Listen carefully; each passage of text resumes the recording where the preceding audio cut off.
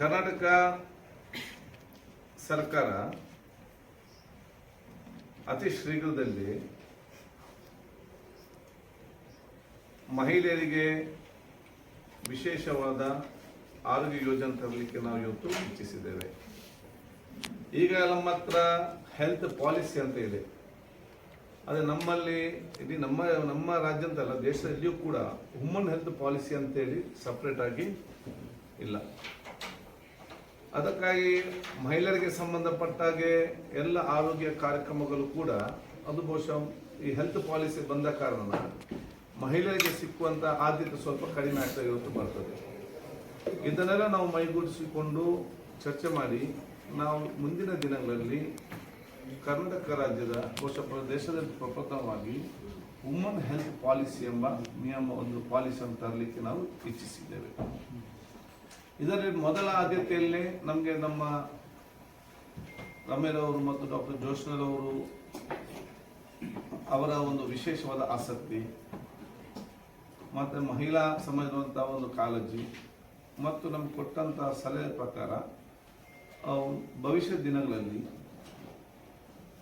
ಋತುತಾರೆ ಎಂಬ ಯೋಜನೆಯನ್ನು ನಾವು ಮಹಿಳೆಯರಿಗೆ ತರಲಿಕ್ಕೆ ಇಚ್ಛಿಸಿದ್ದೇವೆ. ಋತು ಬಂದ ಮತ್ತು ಋತು ತಾರೆ ಅಂತ ಇದಕ್ಕೆ ನಾವು ಕೊಡುವಂಥದ್ದು ಮೆನೋಪಾಸ್ಗೆ ಸಂಬಂಧಪಟ್ಟಾಗೆ ಇವತ್ತು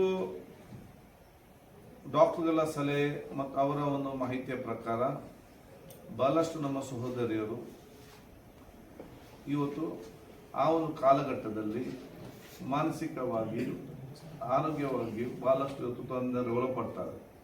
ಅದು ಮನೆಯಲ್ಲಿದ್ದವರು ಇರ್ಬೋದು, ಹೊರಗೆ ಕೆಲಸ ಮಾಡೋರು ಇರ್ಬೋದು, ಅಥವಾ ಕೆಲವರು ಕಾಲೇಜ್ ಹೋಗುವ ಸ್ಟೂಡೆಂಟ್ಸ್ ಕೂಡ ಸೀನಿಯರ್ ಆಗಿರ್ಬೋದು.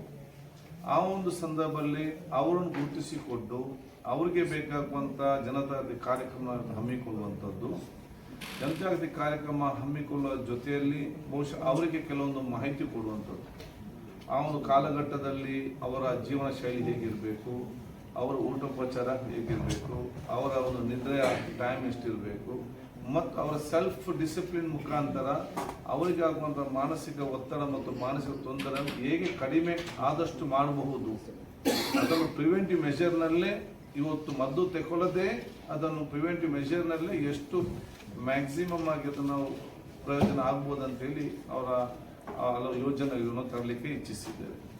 ಅದಕ್ಕಾಗಿ ನಾವು ಇವತ್ತು ಈ ಒಂದು ಸಂಬಂಧಪಟ್ಟಾಗೆ ಇದು ನಮ್ಮ ದೇಶದಲ್ಲೇ ಇವತ್ತು ಪ್ರಪ್ರಥಮವಾದ ಒಂದು ಯೋಜನೆ ಮತ್ತು ಇದು ಈ ಒಂದು ವಿಚಾರವನ್ನು ಎಲ್ಲಿ ಕೂಡ ಆಲೋಚನೆ ಬರಲಿಲ್ಲ.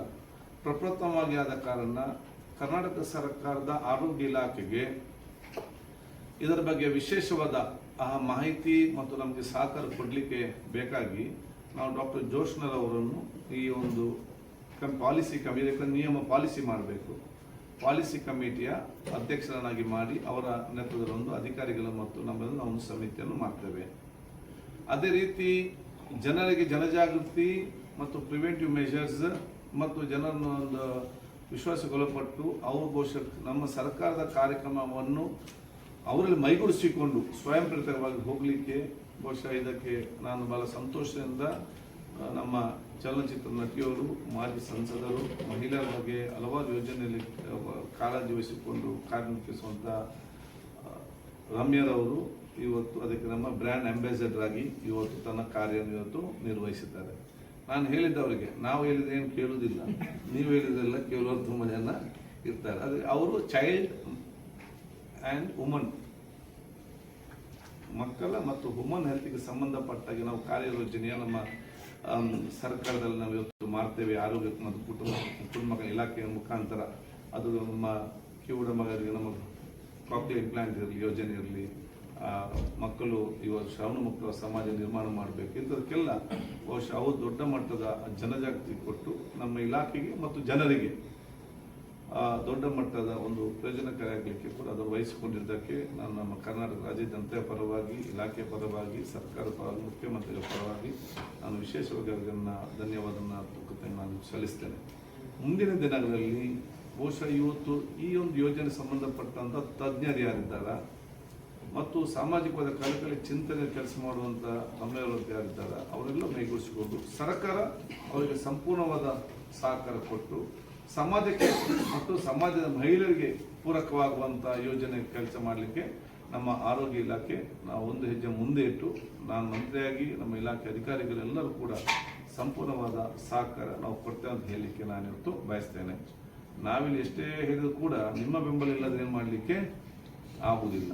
ಸೊ ನೀವು ಕೂಡ ಇವರ ಪಾರ್ಟ್ ಆಫ್ ಅಸ್, ನಿಮ್ಮನ್ನು ಕೂಡ ನಮ್ಮೊಟ್ಟಿಗೆ ಸೇರಿಸಿಕೊಂಡು ನಾವೆಲ್ಲರೂ ಕೂಡ ಸಾಮಾಜಿಕವಾಗಿ ಚಿಂತನೆ ಇರುವಂಥವರು, ನಾವು ಜನಪ್ರತಿನಿಧಿಯಾದ ನಾನಿರಲಿ, MLAಗಳಿರಲಿ, ಅಧಿಕಾರಿ ವರ್ಗದವರಿರಲಿ ಮತ್ತು ಮಾಧ್ಯಮಿಕರು ಅವೆಲ್ಲರೂ ಸೇರಿ ಈ ಒಂದು ಯಶಸ್ವಿಗೊಳ್ಳಲಿಕ್ಕೆ ಕೆಲಸ ಮಾಡುವಂತ ನಾನು ಕೇಳಿಕೊಂಡು ಅತಿ ಶೀಘ್ರದಲ್ಲೇ ಈ ಪಾಲಿಸಿಯನ್ನು ಮತ್ತು ಯೋಜನೆಯನ್ನು ಬಿಡುಗಡೆ ಮಾಡಿ ನಾವು ಆಶಾ ಕಾರ್ಯಕರ್ತರ ಮುಖಾಂತರ ಮನೆ ಮನೆಗೆ ಸರ್ವೆ ಮಾಡಿಕೊಂಡು ಮುಂದಿನ 6 ತಿಂಗಳ ಒಳಗಡೆ ನಮ್ಮ ಕರ್ನಾಟಕ ರಾಜ್ಯದಲ್ಲಿ ಇದಕ್ಕೆ ಪೂರ್ವವಾಗಿ ಪ್ರೀ ಮೊನೋಪೋಸ್ ಮತ್ತು ಪೋಸ್ಟ್ ಮೊನೋಪೋಸ್ನ ಎಷ್ಟು ಇದ್ದಾರೆ ಅಂತೇಳಿ ಡೇಟಾ ನಾವು ತಗೊಂಡ ಕೆಲಸ ಮಾಡಿಕೊಂಡು ಮತ್ತೆ ಹಂತವಾಗಿ ಮುಂದೆ ಹೋಗೋದು ಕೆಲಸ ಮಾಡೋದು ಮಾತ್ರ ಅಲ್ಲ, ನಾವು ಇದನ್ನು ಕಾರ್ಯರೂಪಕ್ಕೆ ತಂದು ಕೇಂದ್ರ ಸರ್ಕಾರ ಸಚಿವರನ್ನು ಭೇಟಿಯಾಗಿ ಈ ಒಂದು ಯೋಜನೆಯನ್ನು ಈ ದೇಶದ ಮಹಿಳೆಯರು ಕೂಡ ತಗೊಳ್ಬೇಕಂತೇಳಿ ಕೇಂದ್ರ ಸರ್ಕಾರ ನಾವು ಕೂಡ ಒತ್ತಾಯ ಮಾಡ್ತಾರೆ.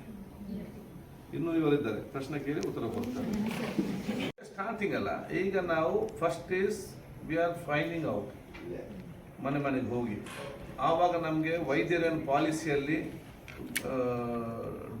ಡೂ ಆ್ಯಂಡ್ ಡೋಂಟ್ಸ್ ಏನಿದೆಯಾ ಅವ್ರಿಗೆ ಮನೆ ಮೇಲೆ ಮಾಹಿತಿ ಕೊಡ್ತೇವೆ. ಈ ಒಂದು ಕಾಲಘಟ್ಟದಲ್ಲಿ ನಿಮ್ಮ ಊಟದ ವ್ಯವಸ್ಥೆ ಹೇಗಿರಬೇಕು, ನಿಮ್ಮ ಜೀವನ ಎಕ್ಸರ್ಸೈಸ್ ಹೇಗಿರಬೇಕು, ನೀವು ಎಷ್ಟು ಗಂಟೆ ನಿದ್ದೆ ಮಾಡಬೇಕು, ಯಾವ ವಿಚಾರ ಇರಬೇಕು, ಇದೆಲ್ಲ ಏನಾದ್ರು ಮಾಹಿತಿ ಎಲ್ಲ ಕೊಡ್ತೇವೆ. ಅದನ್ನು ನಾವು ಆಶಾ ಕಾರ್ಯಕರ್ತರ ಮುಖಾಂತರ ಮನೆ ಮನೆಗೆ ಮುಟ್ಟಿಸ್ತೇವೆ.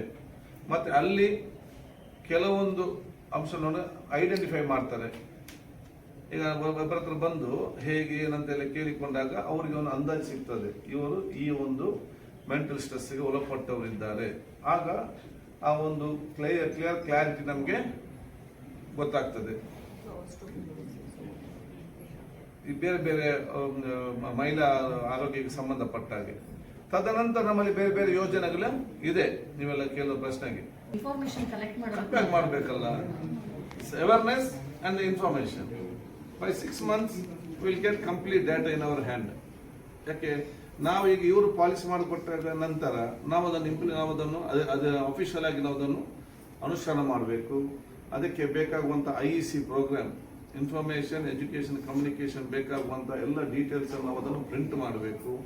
ತದನಂತರ ಇವರ ಮುಖಾಂತರ ನಾವು ನಮ್ಮ ಎಲ್ಲ ಆಶಾ ಟ್ರೈನ್ ಮಾಡಲಿಕ್ಕೆ ಟ್ರೈನರ್ಗಳನ್ನು ನಾವು ತಯಾರು ಮಾಡಬೇಕು. ಒಂದು ರಾಜ್ಯದಲ್ಲಿ ಒಂದು 50 ಜನರ ಮಹಿಳೆಯರನ್ನು ನಾವು ಟ್ರೈನ್ ಮಾಡಿ ಅವರು ಎಲ್ಲ ಜಿಲ್ಲೆಗೆ ಹೋಗಿ ಅಲ್ಲಿ ಆಶಾ ಕಾರ್ಯಕರ್ತರಿಗೆ ಟ್ರೈನ್ ಮಾಡಬೇಕು. ಅವ್ರ ನಂತರ ಮನೆ ಮನೆಗೆ ಹೋಗಬೇಕು. ಸೊ ಇದು ಇವತ್ತು ಸ್ಟಾರ್ಟ್ ಆದಷ್ಟೇ, ಇವತ್ತೇ ಮುಗಿದಿಲ್ಲ. ಇದರಲ್ಲಿ ಇವತ್ತು ನಾವು ಸ್ಟಾರ್ಟ್ ಮಾಡಿದ್ದೇವೆ. ನಮ್ಗೆ ಎಲ್ಲರ ಸಹಕಾರ, ನಿಮ್ಮೆಲ್ಲ ಸಹಕಾರ ಮುಖಾಂತರ ಒಂದು ಮಾದರಿಯಾಗಿ ನಮ್ಮ ಕರ್ನಾಟಕ ರಾಜ್ಯ ಈ ಒಂದು ವಿಚಾರದಲ್ಲಿ ಮುಂದೆ ಬರ್ತಂತ ಹೇಳಲಿಕ್ಕೆ ನಾನು ಇವತ್ತು ಬಯಸ್ತೇನೆ. ಕ್ಯಾಲ್ಕುಲೇಷನ್ ನೋಡಿ, ಇವರೆಲ್ಲ ದೇ ಆರ್ ಎಕ್ಸ್ಪರ್ಟ್ಸ್. ಅವರು ನಮ್ಗೊಂದು ಚೆಕ್ ಲಿಸ್ಟ್ ಕೊಡ್ತಾರೆ. ಆ ಚೆಕ್ ಲಿಸ್ಟ್ ಅನ್ನು ಟ್ರೈನಿಂಗ್ ಮಾಡಿ ನಾವು ಅವ್ರು ಮನೆ ಮನೆಗೆ ಹೋಗ್ತಾರೆ. ಮನೆ ಮನೆಗೆ ಬಂದು ನಿಮ್ಮ ಮನೆಗೆ ಬಂದು ನಿಮ್ಮ ಮನೆಯವ್ರ ಹತ್ರ ಕೇಳ್ತಾರೆ, ಈ ರೀತಿ ಇದೆ ಆರೋಗ್ಯ, ಈ ರೀತಿ ಆರೋಗ್ಯ, ಈ ರೀತಿ ಆರೋಗ್ಯ, ಎಲ್ಲ ಏಜ್ ಇಂದ ಎಲ್ಲ ಕೂಡ ಐದಲ್ಲೇ. ಆವಾಗ ಅವರಿಗೆ ಒಂದು ಅಂದಾಜು ಡಾಕ್ಟರ್ಗೆ ಸಿಗ್ತದೆ, ಎಷ್ಟು ಪೂರ್ವಭಾವಿ ಎಷ್ಟಿದೆ, ತದನಂತರ ಎಷ್ಟಿರ್ತದೆ ಅಂತ ಹೇಳಿಕೊಂಡು. ಅದರಲ್ಲಿ ಸೆಲ್ಫ್ ಡಿಸಿಪ್ಲಿನ್ ಆಗಿ ಲೈಫ್ ಸ್ಟೈಲ್ ಎಷ್ಟು ಕಡಿಮೆ ಆಗ್ತದೆ ಇದೆಲ್ಲ ಕೂಡ ಮತ್ತೆ ಅವರು ತಜ್ಞ ವೈದ್ಯರಿದ್ದಾರೆ. ಆ ಹಂತಕ್ಕೆ ಮತ್ತೆ ಹೋಗುವ. ಈಗ ನಾವು ಸ್ಟಾರ್ಟಿಂಗ್ ಸ್ಟೇಜ್. ಈಗ ಇನ್ಫಾರ್ಮೇಶನ್ ಕಲೆಕ್ಟ್ ಆಶಾ ಕಾರ್ಯಕರ್ತರು ಮಾಡ್ತಾರೆ, ಸಮಿತಿ ಏನ್ ಮಾಡುತ್ತೆ? ಸಮಿತಿ ನೋಡಿ, they are starting is the work. It is they are doing the policy form ಮಾಡಿ ನಮ್ಗೆ ಕೊಡ್ಬೇಕಲ್ಲ. ಅವರ ಪಾಲಿಸಿ ಫಾರ್ಮ್ ಮಾಡಿ ನಮಗೆ ಕೊಡ್ತಾರೆ. ನಾವು ಅದನ್ನು ನಮ್ಮ ಇಲಾಖೆ ಅಧಿಕಾರಿ ಮುಖಾಂತರ ಅಫಿಷಿಯಲ್ ಆಗಿ ಅದನ್ನು ಅನುಷ್ಠಾನ ಮಾಡ್ತೇವೆ. ಇದರಲ್ಲಿ ನಮ್ಮ ಸಂಸದರು ಅದಕ್ಕೆ ಬೇಕಾಗುವಂತ ಪ್ರಚಾರ ಕೊಡ್ತಾರೆ. ಅವರು ಹೇಳಿದನ್ನು ನೀವು ಜನರಿಗೆ ಮುಟ್ಟಿಸ್ತೀರಿ. ಮತ್ತೆ ಬಾಲ್ ಹೇಗೆ ಬ್ಯಾಟ್ ಬರ್ತದೆ ಹಾಗೆ ಹೊಡೆಯುವ. ಈಗ ಟೆನ್ಷನ್ ಮಾಡೋದು ನಾವು. ಮನೋಭಾವ ಸಂಬಂಧಪಟ್ಟ ಹಾಗೆ ಈಗ ಸಮಿತಿಯನ್ನು ರಚನೆ ಮಾಡ್ತೀವಿ. ಹೌದು. ಆದ್ರೆ ಸಮಿತಿಗೆ ಈಗ ಇಂಟರ್ಕೋಲ್ ಆಗಿ ಅಂದ್ರೆ ಪರ್ಯಾಯ ಒಂದಿಷ್ಟು ಸಮಸ್ಯೆಗಳಿವೆ ಮಹಿಳೆಯರಲ್ಲಿ. ಈಗ ಹಿಂದೆ 2022-25 ಸಾಲಿನಲ್ಲಿ ಒಂದಿಷ್ಟು ರಿಪೋರ್ಟ್, ಸೆಂಟ್ರಲ್ ರಿಪೋರ್ಟ್ ಪ್ರಕಾರ ಮಹಿಳೆಯರಲ್ಲಿ ಈ ಮೊನಪಾ ಸಮಸ್ಯೆಗಳಿಂದ ಹೃದಯಾಘಾತ ಆಗ್ತದೆ ಅಂಡ್ ಮಾನಸಿಕ ಸಮಸ್ಯೆಗಳಿದೆ. ಜೊತೆಗೆ ಗ್ರಾಮೀಣ ಭಾಗದಲ್ಲಿ ಜಾಗೃತಿ ಇಲ್ಲ ಅನ್ನೋದು.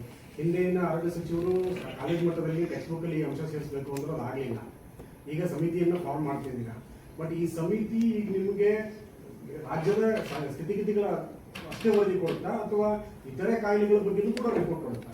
ಡಾಕ್ಟರ್ ನಿಮ್ಮ ಶಾಂಪೂ, ನಿಮ್ಮ ಕಂಡೀಷ್ನರು, ನೀವು ತಿನ್ನೋದು, ಕೆಮಿಕಲ್ಸು, ಪ್ರತಿಯೊಂದು you take what is called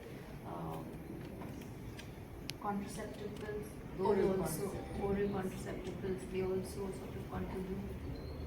ಹಲವಾರು ಕಾರಣಗಳಿದೆ. And even one more thing, doctor, I want to add is, they think that menopause 50 years ಆದಮೇಲೆ once your period stops ಅಂತ, ಬಟ್ ಅದ್ರ ಜೊತೆಗೆ ಮುಂಚೆನೆ 35 years ಇಂದನೇ ಸ್ಟಾರ್ಟ್ ಆಗುತ್ತಲ್ಲ ಸಿಂಪ್ಟಮ್ಸ್ ಎಲ್ಲ. ನೀವು ಹೋಗಿ ಡಾಕ್ಟರ್ ತೋರಿಸಿದ್ರೆ ಅವ್ರು ಹೇಳ್ತಾರೆ, ಓ ನಿಮಗೆ ವಿಟಮಿನ್ ಡಿ ಡೆಫಿಷಿಯನ್ಸಿ ಇದೆ, B12 ಡೆಫಿಷಿಯನ್ಸಿ ಇದೆ, ತಗೊಳ್ಳಿ ಎಲ್ಲ ಸರಿ ಹೋಗುತ್ತಂತ. That's not the case. There is much more in-depth requirement of screening to be done. So ನಮಗೆ ಆಸ್ ಅರ್ಬನ್ ವಿಮೆನ್ ನಮಗೇನೆ ಅಷ್ಟು ಅವೇರ್ನೆಸ್ ಇಲ್ಲ. So you can imagine what's happening in the villages. ಅವ್ರು ಸೈಲೆಂಟಾಗಿ ಸಫರ್ ಆಗ್ತಾರೆ. So we are very happy that ನಾವು ಬಂದಿದ್ದು actually ಒಂದು ರಿಕ್ವೆಸ್ಟ್ ಇಟ್ಕೊಂಡು ದಟ್ ನಿಮ್ಮ ಗೃಹ ಆರೋಗ್ಯ ಸ್ಕೀಮಲ್ಲಿ ಈ ಆಶಾ ಹ್ಯಾಂಡ್ಬುಕ್ ಇದೆಯಲ್ಲ ಅದರಲ್ಲಿ ಆಲ್ರೆಡಿ ಕ್ವೆಶನ್ಸ್ ಇದೆ, ಅದರಲ್ಲಿ ನಿಮ್ಮ ಮೆನೋಪಾಸ್ ಕ್ವೆಶನ್ಸ್ ಆ್ಯಡ್ ಮಾಡಿ ಅಂತ ನಾವು ಕೇಳಕ್ಕೆ ಬಂದ್ವಿ. We are very happy that sir has acknowledged, accepted. And UK, Australia, Delhi, just I think last year and this year they have started. So in India, Karnataka will be the first state, to set an example. And we're very happy that sir has acknowledged. And Adu Alde now, without asking, he's made me the brand ambassador. So that was not what we came here for. But so thank you, sir. Thank you so much. So ಈ question answer ಮಾಡೋಕ್ಕೆ first thing ನಾವು identification ಮಾಡ್ಕೋಬೇಕು. ಅಂದರೆ ಯಾವ ಮನೆಯಲ್ಲಿ ಯಾವ ಮಹಿಳೆಗೆ ಋತುಬಂಧ time ಬಂದಿದೆ, ಅದು ಹೇಗೆ ಬಂದಿದೆ ಅಂತ. ಸೊ ಇದು ಎರಡು ಕ್ವೆಶ್ಚನ್ಸ್ ಇಂಪಾರ್ಟೆಂಟ್. ಯಾತಕ್ಕೆ ಅಂದರೆ ರಿಸ್ಕ್, ಇವ್ರು ಹೇಳಿದ ಪ್ರಕಾರ risk of heart disease, mental impairment, bone disease ಎಲ್ಲನೂ it is caused by different reasons. ಇವಾಗ ನ್ಯಾಚುರಲ್ ಆಗಿ ಮೆನೋಪಾಸ್ ಬಂದರೆ ತುಂಬ ಗ್ರ್ಯಾಜುವಲ್ ಆಗಿರುತ್ತೆ, ಅದಕ್ಕೆ ಕ್ವೆಶ್ಚನ್ಸ್ ಒಂದಿಷ್ಟಿರುತ್ತೆ, ಅದಕ್ಕೆ ರಿಸ್ಕ್ ಫ್ಯಾಕ್ಟರ್ಸ್ ಒಂದಿಷ್ಟಿರುತ್ತೆ. ಅವ್ರಿಗೆ ಒಂದಿಷ್ಟು ಟೆಸ್ಟ್ಗಳು ಮಾಡಿಬಿಟ್ಟು ಔಷಧಿ ಕೊಟ್ಟರೆ ಸಾಕು.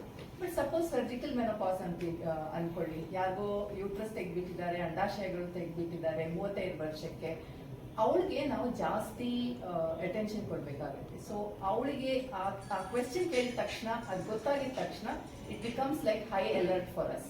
ನಾವು immediately we will take her to the next level and understand that ಈಕೆಗೆ ಎಲ್ಲ ರಿಸ್ಕ್ಗಳು ಹ್ಯಾಸ್ ಡಬಲ್ ಟ್ರಿಪಲ್ಡ್ ಅಂತ. ಸೊ ಹಾರ್ಟ್ ಅಟ್ಯಾಕ್ ರಿಸ್ಕು ಜಾಸ್ತಿ, coronary artery ill health problems ಬರೋದು ಜಾಸ್ತಿ ಇರುತ್ತೆ, ಆಸ್ಟಿಪೊರೋಸಿಸ್ ಜಾಸ್ತಿ ಇರುತ್ತೆ, brain health, bone health, everything, diabetes, metabolic disorders. So it really depends on how we identify the menopausal woman. Natural menopause, surgical menopause, ಬೇರೆ risk factors ಏನಿದೆ, risk factor ಪ್ರಕಾರ we can do the secondary, tertiary, or like our minister said, suppose risk factors are not much, natural menopause ಇದ್ರೆ lifestyle is 80% answer for almost most of the women who are going. ಋತುಬಂಧದ time ನಲ್ಲಿ 80% womenಗೆ ಬೇಕಾಗಿರೋದು ಒಂಥರ awareness. So ಇದ್ರ ಬಗ್ಗೆ ಮಾಹಿತಿ ನೀಡಿದ್ರೆ ಅವ್ರಿಗೆ health definitely improve ಆಗುತ್ತೆ. ಒಂದಿಷ್ಟು ಜನರಿಗೆ ಬೇರೆ ಟ್ರೀಟ್ಮೆಂಟ್ ಬೇಕಾಗ್ಬೋದು, ಮೆನೋಪಾಸ್, ಹಾರ್ಮೋನ್ ಥೆರಪಿ ಎಲ್ಲಾನು, but that is a small number. And ಇನ್ನು ಕೆಲವರಿಗೆ heart problem, diabetes, hypertension ಬಂದಿರ್ಬೋದು. But the majority where we are involved is in screening the normal menopausal. Sir, ಈಗ ನಿಮಗೆ ಫಸ್ಟ್ ಕೇಳ್ಬಿಟ್ಟು ಅಭಿಪ್ರಾಯ, ಈ ಅಂಡಾಶಯ ಮಾರಾಟ ದಂಧೆ ಬೆಂಗಳೂರಲ್ಲಿ ಕೂಡ ಕೇಳಿತ್ತು, ನಾಗ್ಪುರ್, ಮಹಾರಾಷ್ಟ್ರ, ಪುಣೆ ಮತ್ತು ತೆಲಂಗಾಣ, ಕರ್ನಾಟಕ, ಬೆಂಗಳೂರಲ್ಲಿ ಕೂಡ ಕೇಳಿತ್ತು. ಇದರಲ್ಲಿ ಬೆಂಗಳೂರಲ್ಲಿ IVF ಸೆಂಟರ್ಗಳು ಕೂಡ ಅಂಡಾಶಯ ತಂದು ಮಾರಾಟ ಮಾಡ್ತಿದ್ದಾರೆ ಅಂತ ಹೇಳಿದ್ದಾರೆ. ಸೊ ತಾವು ಕೂಡ ಹಿಂದೆ ಸಚಿವರು ಹೇಳಿದ್ರು, ನಾವು ಈ IVF ಸೆಂಟರ್ಗಳ ಮೇಲೆ ನಿಗಾ ವಹಿಸ್ತೀವಿ, IVF ಸೆಂಟರ್ಗಳಲ್ಲಿ ಅಂಡಾಶಯಗಳನ್ನ ಗೊತ್ತೇ ಇಲ್ಲದ ಹಾಗೆ ಅಂಡಾಶಯಗಳನ್ನ ತೆಗೆದ್ಬಿಟ್ಟು ಮಾರಾಟ ಮಾಡ್ತಾ ಇದ್ದಾರೆ ಅಂತ. ಅದ್ರ ಫರ್ದರ್ ರಿಪೋರ್ಟ್ ಏನು ಗೊತ್ತಿಲ್ಲ ಮೇಡಮ್. ಹೆಚ್ಚಾಗಿ ಹೇಳ್ತಿದ್ದಾರೆ ಅಂಡಾಶಯಗಳು ಮಾರಾಟ ಗೊತ್ತಿದ್ದಂಗೆ ತೆಗೆದ್ಬಿಟ್ರೆ ಮೆನೋಪಾಸ್ ಬ್ಯಾಲೆನ್ಸ್ ತಪ್ಪೋದು ಅಥವಾ ಬೇರೆ ಬೇರೆ ಸಮಸ್ಯೆ ಇಲ್ಲ. I don't think that is correct. ನೀವು ಹೇಳೋದು ಅಂಡಾಶಯದು it's not like kidney transplant, ovarian transplant. ಅಂಡಾಶಯನ ಟ್ರಾನ್ಸ್ಪ್ಲಾಂಟ್ ಮಾಡೋ ತಜ್ಞೆ ಯಾರಿಗೂ ಇವತ್ತಿಗೂ ಇಲ್ಲ. It is misinformation. Egg donation can be scam, ಅದು ಸ್ಕ್ಯಾಮ್ ಇರ್ಬೋದು, where women are misled to give eggs. ಅದರಲ್ಲಿ ಅಂಡಾಶಯಗಳು ತೆಗಿಯಲ್ಲ, ಬರೀ ಎಗ್ಸ್ ತೆಗಿತೀವಿ, oocyte ತೆಗಿತೀವಿ. ಅದರಿಂದ ಏನು ಸಮಸ್ಯೆ ಆಗಲ್ವಾ madam? But that is a whole different matter. That is for IVF.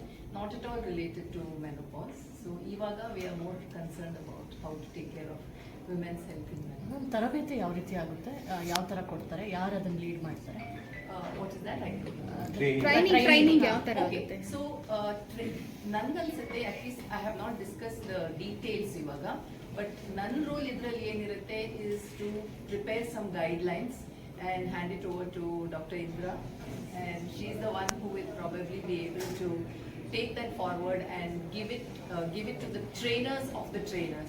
So I think that's how it's going to go. Guidelines. select ಮಾಡ್ತಾರೆ ನಾವು.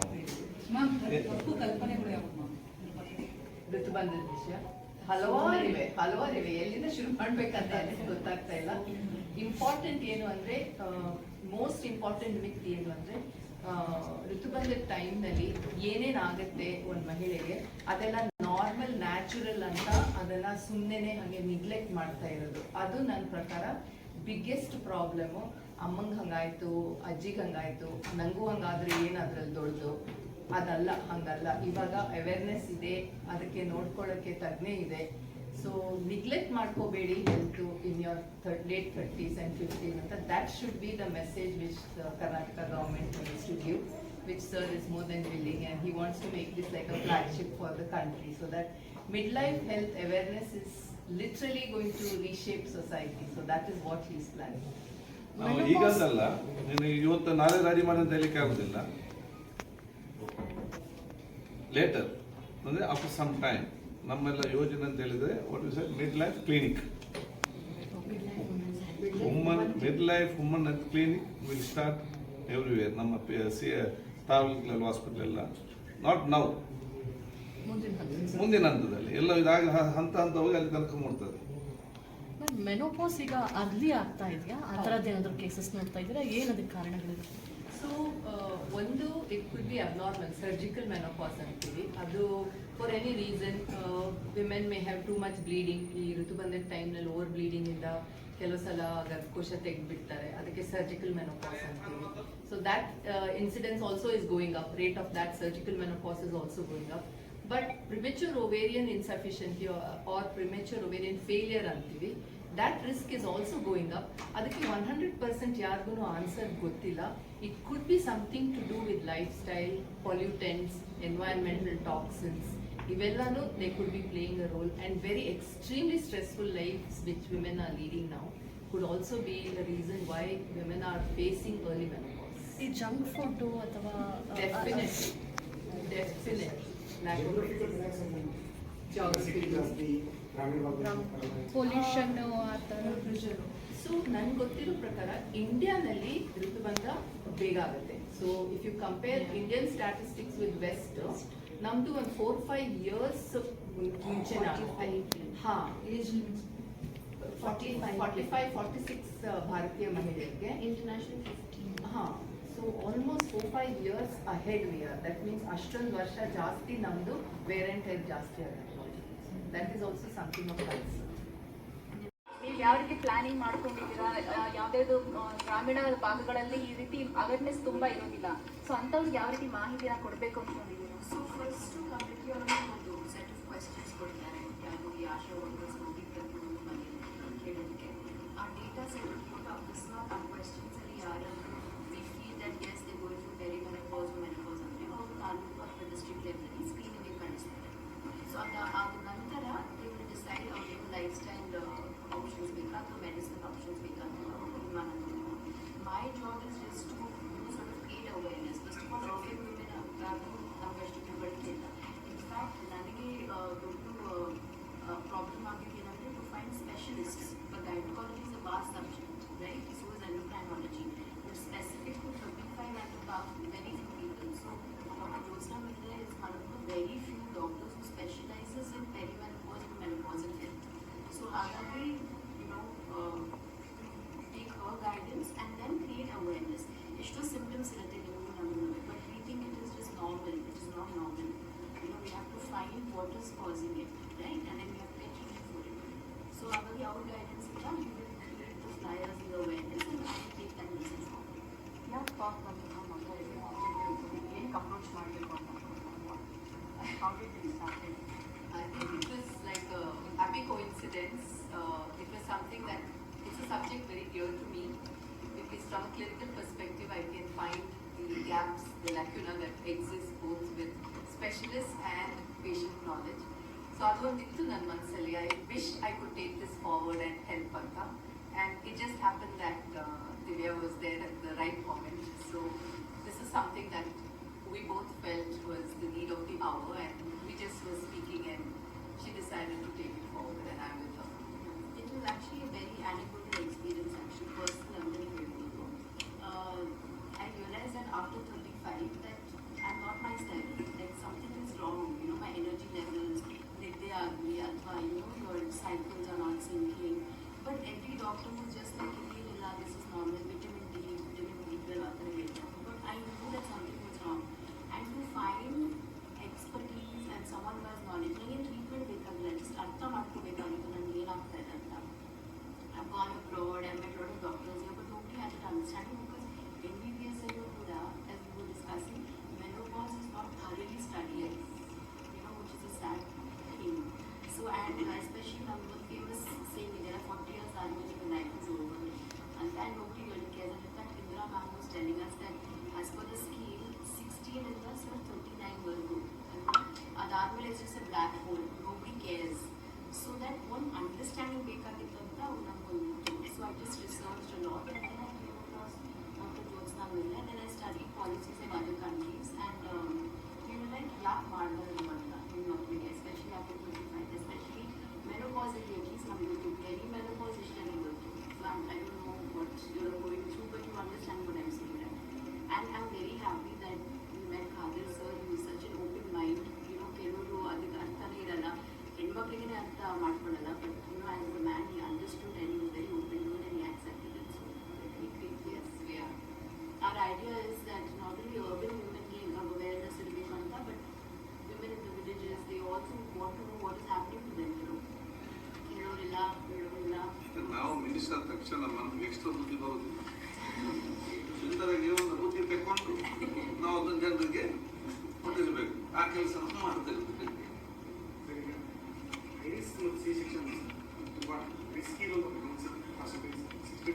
ಇವತ್ತಿಗೆ ಬಂದು ನಾಲ್ಕು ಅಂತ ಹೇಳಿದ್ವಿ, ಮಹಿಳಾ ಹೆಲ್ತ್ ಇದೆಲ್ಲ ಬಂದು ಬಿಡ್ತದೆ. ಬೇರೆ ಬೇರೆ ಏನು ವಿಚಾರ? ಬೇರೆ ಬೇರೆ ಮಹಿಳೆಗೆ ಸಂಬಂಧಪಟ್ಟಾಗಿ ನಮ್ಮ ಏನೆಲ್ಲ ನಮ್ಮ ಚಿಕಿತ್ಸೆ ಇದೆ ಅಲ್ಲ, ಅದನ್ನೆಲ್ಲ ಒಂದು ಕಡೆ ವಿಲ್ ಕಂಪೈಲ್ ಅಂತ ಒಂದು ಹೆಲ್ತ್ ಪಾಲಿಸಿ. ಈಗ ನಾನು ಲಾಸ್ಟ್ ಟೈಮ್ ಇದ್ದಾಗ ಇಡೀ ದೇಶದಲ್ಲಿ ಬರೀ ಹೆಲ್ತ್ ಪಾಲಿಸಿ ಮಾತ್ರ ಇತ್ತು, ಹೆಲ್ತ್ ಪಾಲಿಸಿ ಇರಲಿಲ್ಲ, ಯಾರಿಗೂ ಕೂಡ ಇಂಪಾರ್ಟೆನ್ಸ್ ಕೊಡ್ತಾ ಇರಲಿಲ್ಲ. ನಾವು ಕರ್ನಾಟಕದಲ್ಲಿ ಫಸ್ಟ್ ಹೆಲ್ತ್ ಪಾಲಿಸಿ ಮಾತ್ರ ಗೈಡ್ಲೈನ್ಸ್ ಕೊಡ್ತಾರೆ. ಅದಾದ ನಂತರ ಆಲ್ ಇಂಡಿಯಾದಲ್ಲಿ ಹೆಲ್ತ್ ಪಾಲಿಸಿ ಆಯಿತು. ಪಾಲಿಸಿಯನ್ನು ನಾವು ಮಾಡ್ತೇವೆ. ಇಂಥ ಮಹಿಳಾ ತಜ್ಞರು ಯಾರಿದ್ದಾರೆ, ಇದೇ ಸಾಮಾಜಿಕ ಕೆಲಸ, ಅವ್ರನ್ನೆಲ್ಲ ತೆಕ್ಕೊಂಡು ಬಂದು ಮತ್ತೆ ನಮ್ಮಲ್ಲಿರುವಂಥ ಬೇರೆ ಬೇರೆ ಯೋಜನೆ ಏನಿದೆಯಾ ಅದನ್ನು ಕ್ರೋಢೀಕರಿಸಿಕೊಂಡು ಒಂದು ಆ ಒಂದು ಹೆಲ್ತ್ ಪಾಲಿಸಿ ನಾವು ತರ್ತೇವೆ. ಇದಕ್ಕೆ ಸಂಬಂಧಪಟ್ಟಾಗೆ ಈಗ ಇವ್ರ ಮಹಿಳೆಯರ ಬಗ್ಗೆ ಮಾತಾಡಿದ್ದಾರೆ. ಮಹಿಳೆಯರಲ್ಲ, ಈ ಮನೆ ಗಂಡಸರಿಗೆ ಕೂಡ ಆ ಒಂದು ಟೈಮಲ್ಲಿ ಅವರ ವರ್ತನೆ ಹೇಗಿರ್ಬೇಕಂದ್ರೆ ಇವರಿಗೊಂದು ಕೌನ್ಸಿಲಿಂಗ್ ಅಗತ್ಯ.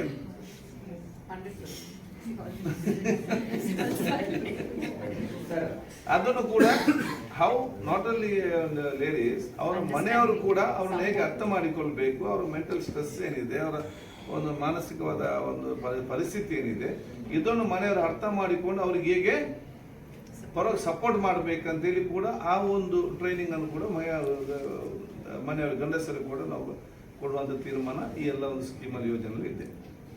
But will get back to you. Ramya ma'am, ಈಗ ನಿಮ್ಮನ್ನ ಅಂಬಾಸಿಡರ್ ಮಾಡಿದ್ದಾರೆ, ನೀವು ಯಾವ ರೀತಿ ಪ್ರಚಾರದಿರ್ಬೋದು ಭಾಗವಹಿಸ್ತೀರಾ, ಎಲ್ಲೆಲ್ಲಿ ಹೋಗ್ತೀರಾ, ಏನು ಪ್ಲಾನಿಂಗ್ಸ್ ಇದೆ ನಿಮ್ಮದು? ಈಗಾಗಲೇ ಆಶಾ ಕಾರ್ಯಕರ್ತರಿಗೆ ಕಾರ್ಯಒತ್ತಡ ಜಾಸ್ತಿ ಆಗ್ತಾ ಇದೆ, ಸಂಬಳ ಆಗ್ತಿಲ್ಲ ಅನ್ನುವಂಥ ಕೂಗು ಸಹ ಕೇಳಿ ಬರ್ತಾ ಇದೆ. ತಿಂಗಳಿಗೆ ಅಥವಾ 3-4 ತಿಂಗಳು ಒಂದ್ಸತಿ ಫ್ರೀಡಮ್ ಪ್ರೊಟೆಸ್ಟ್ ಮಾಡೋದು. ಸೊ ಈಗ ಹೊಸ ಯೋಜನೆಯಿಂದ ಇನ್ನ 6 ತಿಂಗಳು ಅವ್ರಿಗೆ ಮತ್ತೆ ಕಾರ್ಯಒತ್ತಡ ಜಾಸ್ತಿ ಆಗೋದು, ಸಂಬಳ ಆಗ್ತಲ್ಲ, ಇದು ತಮ್ಮ ಗಮನಕ್ಕೆ ಬಂದಿದೆಯಾ?